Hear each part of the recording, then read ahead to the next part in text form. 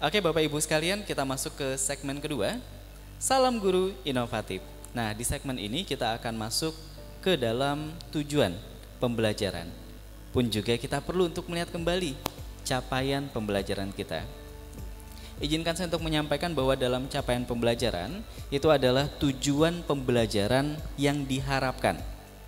Siswa mampu untuk ketahui, siswa mampu untuk pahami, siswa mampu untuk terapkan dalam kehidupan dia sehari-hari.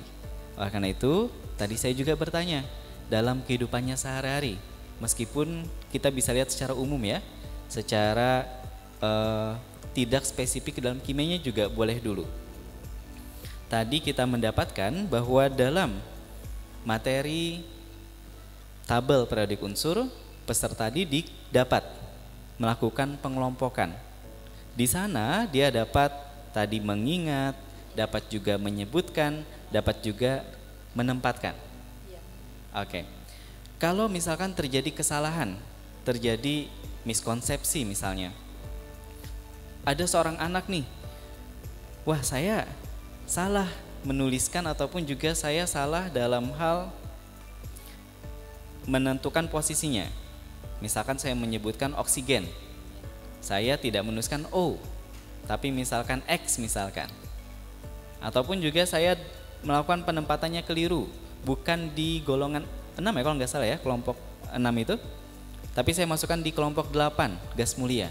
Nah, dalam hal ini, apa yang Ibu Wahyuni lihat dari siswa tersebut? Kadang-kadang kekeliruan itu beda-beda ya. Ada yang kekeliruannya itu sederhana, misalnya nulis lambang atom saja, misalnya Na, dia nulisnya N besar, A besar, itu satu. Yes. Yang kedua, dia menempatkannya salah. Kenapa? Kalau awal kan memang dia belum hafal, bisa salah. Tapi setelah kita tahu konfigurasi, mestinya kan tahu elektron valensi, menempatkannya dia mestinya benar. Okay. Nah, ada kesalahan sedikit juga, anak tuh nggak begitu paham angka Romawi ya, karena kebetulan di sana kan 1A, 2A, 8A. Yang sering salah tuh 5 dengan yang dibalik boleh ya?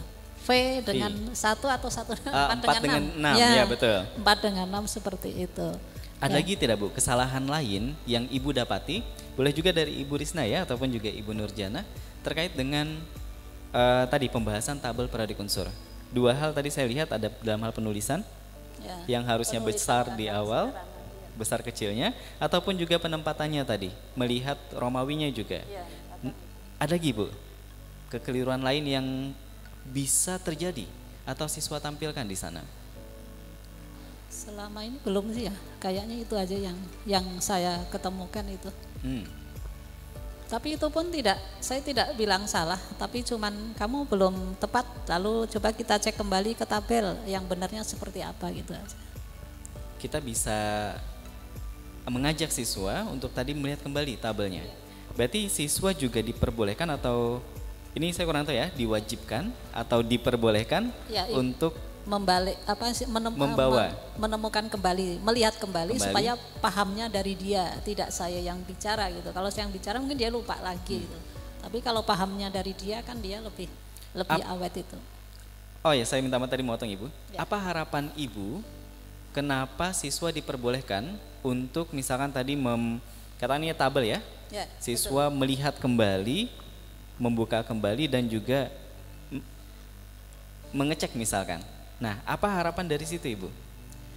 Harapan saya kalau dia melihat sendiri kembali itu tahu betul, oh salahnya, iya saya salah itu tadi, saya tidak teliti, ternyata penulisan aja kok perlu teliti. Nah gitu, menurut saya gitu. Berarti apakah kalau misalkan dalam, ini saya coba untuk pengandaian yang agak terbalik Ibu. Kalau misalkan saya bukan guru kimia, saya guru misalkan sosiologi misalkan. Nah, siswa dengan kemampuan tadi, dia belajar, oh iya ya, pembelajaran saya di kimia, saya bisa nih buka tabel. Saya buka lihat ini misalkan. Misalkan juga dalam guru lain mengajarkan saya, bukan kimia, dan memperlihatkan tabel bukan tidak sama tapi tabel juga. Maka kemampuan apa yang kita ingin lihat dari siswa kita? Apakah hanya sebatas membaca tabel, Ibu? Atau kemampuan lain apa? Kemampuan untuk mengingat. Mengingat, oke. Iya. Melihat posisi juga salah satunya? Termasuk Membaca ya. informasi di dalamnya? Iya. Oke. Saya ingin gali lebih dalam lagi sebenarnya. Di tabel-tabel yang sering kita lihat ya. Tabel tadi periodik unsur, tabel harga makanan. Siswa bertemu tabel apa lagi ya mungkin Ibu ya? Ya banyak ya. Banyak. Sesuai Tabel materinya ya. tabel materi juga boleh. Harga sekarang nih yang lagi booming-boomingnya. Harga minyak goreng. Pertamax juga kan? Ya. Lagi ininya. Kan di sana bisa kita lihat harga-harga masing-masingnya. Bahwa siswa bisa melihat, oh iya ya, informasi ini berkaitan dengan informasi ini. Jenis bensin berkaitan dengan harganya misalkan. Betul. Ada tidak kita lihat dalam pembelajaran kita Bapak Ibu sekalian? Siswa yang masih memiliki kendala, mendapatkan kesalahan dalam membaca tabel, mendapatkan informasi dari tabel tersebut. Kita bicara secara umum dulu, belum masuk di tabel periodiknya. Siswa membaca misalkan harga bensin tadi, saya ambil ke sana. Harusnya harga Pertamax, tapi dia baca Pertalite. Harusnya harga ini minyak goreng, tapi dia bacanya minyak goreng kemasan, tapi dia bacanya minyak goreng curah misalkan. Ada tidak kita melihat siswa-siswi kita melakukan hal tersebut? Bisa jadi. Bisa jadi ya Ibu ya. Ya. Dan itu pun juga bisa saja terjadi. Kita tidak bisa mengatakan bahwa siswa, oh iya dia pasti bisa paham ini. Dia pasti bisa membaca seperti ini. Dan itu pun juga bahkan terjadi Bapak Ibu sekalian di saya. Ya, saya juga. Kesalahan saya membaca misalkan informasi tertentu yang akhirnya jadi miskomunikasi. Betul, betul.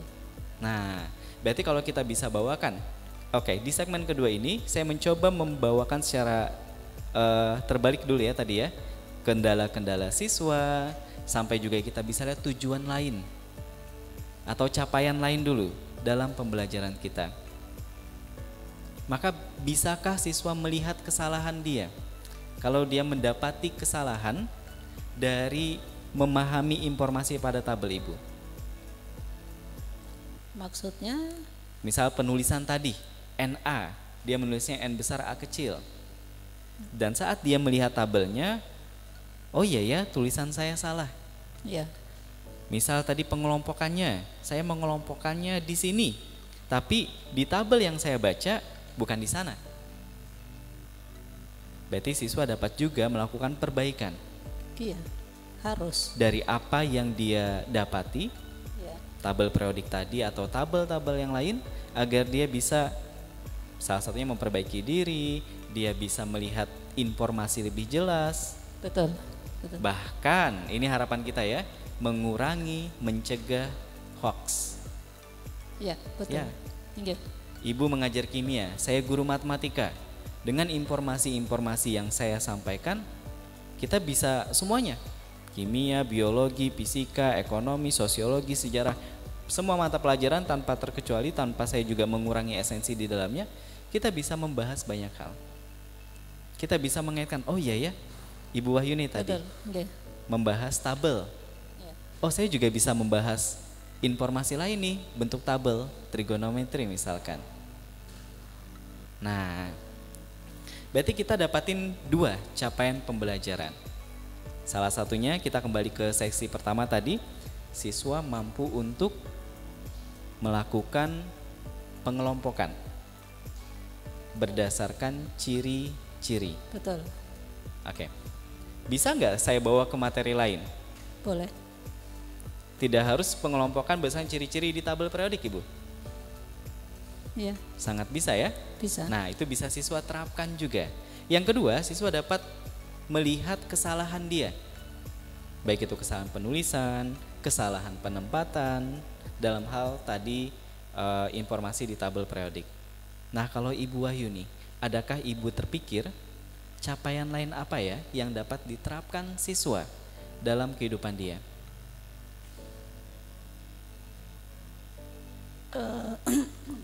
Boleh Ibu Risna ataupun juga Ibu Nurjana jika terpikir juga. Silakan Ibu.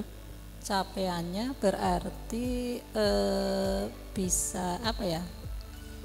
Bisa bekerja sama atau berkolaborasi. Kalau di pelajarannya dengan pelajaran lain, kalau dalam kehidupan ya dalam kehidupan keseharian tadilah. Bisa bekerja sama, bisa berkolaborasi. Nah, boleh ada contoh nggak ya Ibu ya? Kita bisa lihat.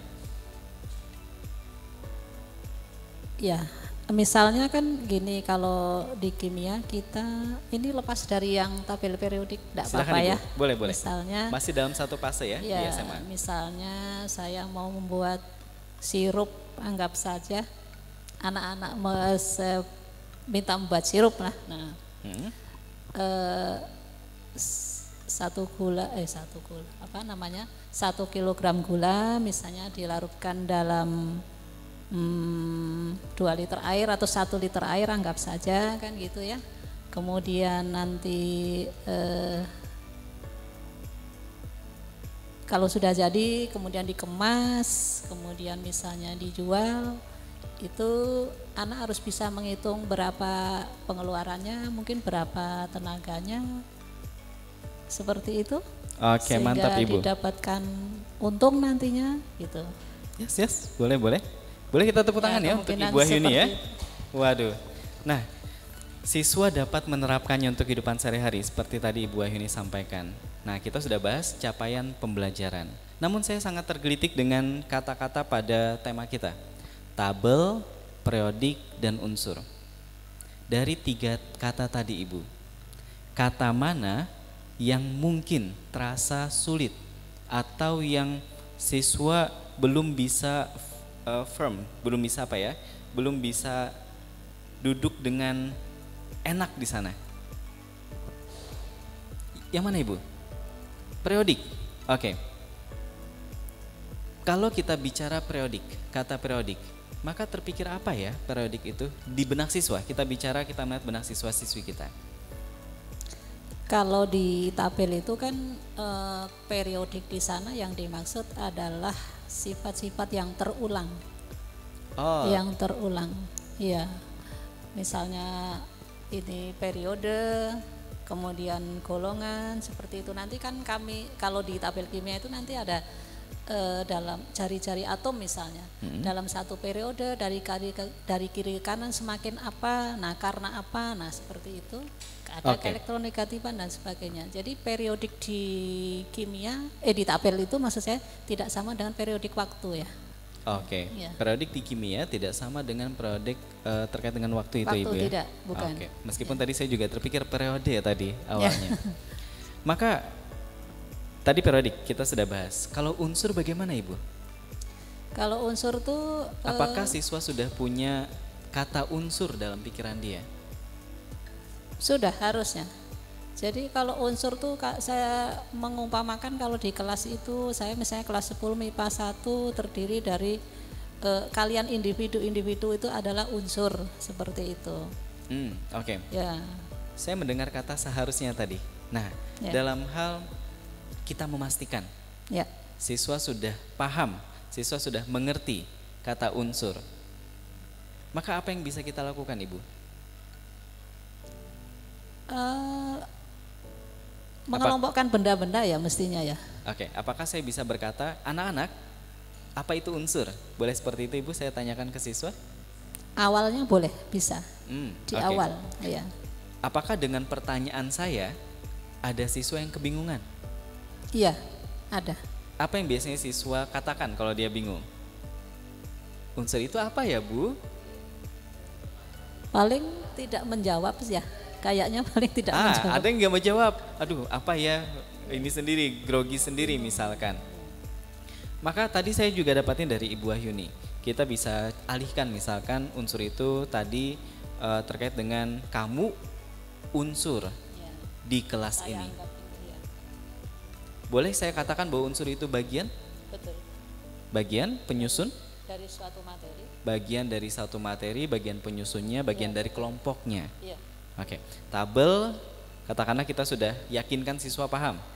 periodik tadi, adanya hal-hal yang terulang Ya, dan unsur bagian dari keseluruhan. betul.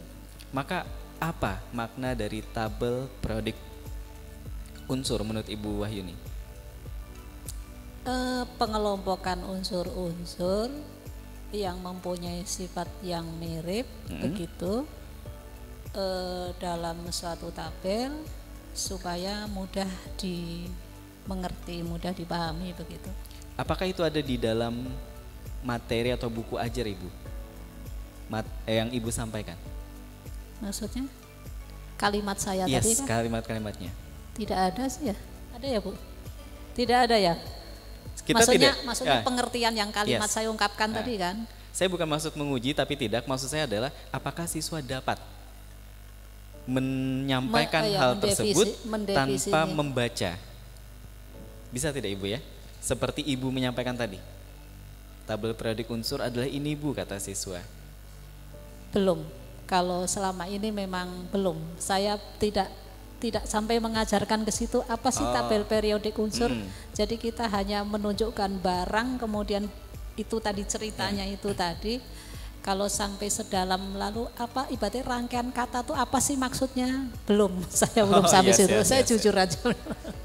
Ya belum ya nanti. Saya sangat tergugah sekali. Misalkan siswa-siswi saya mengatakan seperti yang Ibu Wahyuni tadi. Oh, tabel periodik unsur dari kata per kata tadi kita bahas tanpa dia melihat buku. Mestinya bisa. Mestinya bisa. Iya. Oke, baik. Kita akan lihat bagaimana tujuannya, bagaimana alur kita agar membisahkan siswa ataupun juga mencapai pembelajaran kita tadi. Kita akan masuk segmen ketiga, Bapak Ibu sekalian. Terima kasih. Oke, terima kasih.